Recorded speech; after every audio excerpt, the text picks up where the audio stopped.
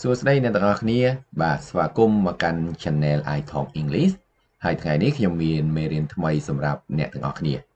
បាទនៅក្នុងមេរៀននេះយើងនឹងរៀនប្រយោគជាភាសាអង់គ្លេសមួយចំនួនពេលដែលយើងជួបនរណាម្នាក់លើកដំបូងអូខេអញ្ចឹងកុំឲ្យខាត់ពេលយូរយើងចូលទៅមេរៀនទាំងអស់គ្នា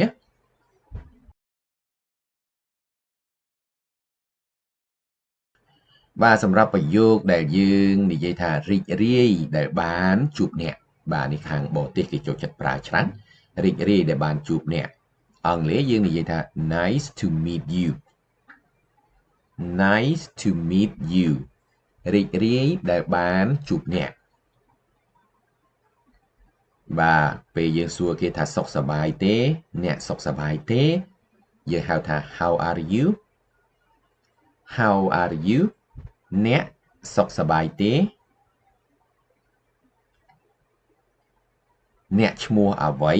បាទពេលយើងសួរឈ្មោះគេយើងថាអ្នកឈ្មោះអ្វី What is your name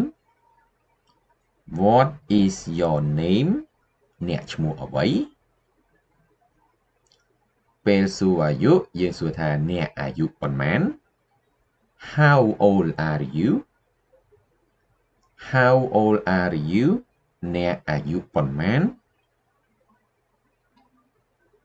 អានេះសួរពីប្រទេសបាទអ្នកមកពីប្រទេសណា Where are you from Where are you from អ្នកមកពីប្រទេសណាអ្នកធ្វើការអ្វី What do you do What do you do អ្នកធ្វើការអ្វីអូយើងនិយាយថាអ្នកធ្វើការងារអ្វីបាទបានដូចគ្នាណាអ្នកធ្វើការនៅណា Where do you work Where do you work អ្នកធ្វើការនៅណាអ្នករស់នៅណា Where do you live Where do you live អ្នករស់នៅណាហេតុអ្វីអ្នកមកទីនេះ Why do you come here Why do you come here ហេតុអ្វីអ្នកមកទីនេះអ្នកធ្លាប់មកទីនេះពេលមុនទេ Have you ever been here before Have you ever been here before អ្នកធ្លាប់មកទីនេះពេលមុនទេ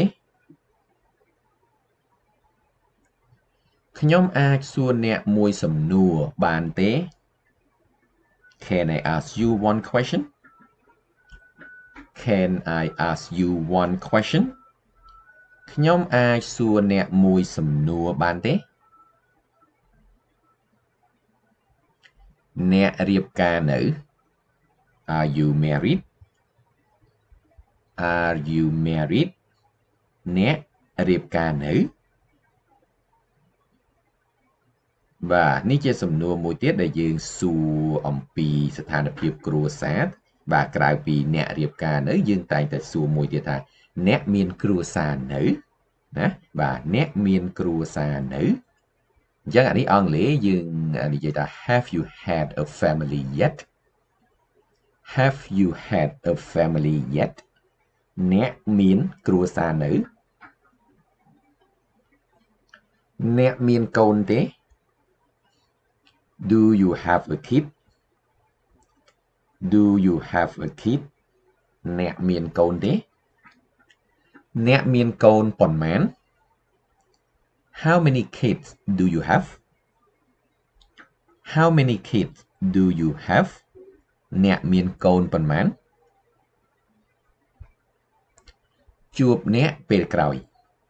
See you next time See you next time ជួបអ្នកពេលក្រោយបាទអញ្ចឹងខ្ញុំសូមបញ្ចប់វីដេអូត្រឹមប៉ុណ្នេះសង្ឃឹមថាវីដេអូនេះនឹងមានប្រយោជន៍សម្រាប់អ្នកទាំងអស់គ្នាបាទអនុវត្តភាសាអង់គ្លេសពេលដែលជួបនរណាម្នាក់នៅពេលដំបូងអូខេអញ្ចឹងថ្ងៃនេះយើងជួបគ្នាប៉ុណ្ណឹងចុះហើយយើងនឹងជួបគ្នាម្ដងទៀតនៅវីដេអូក្រោយ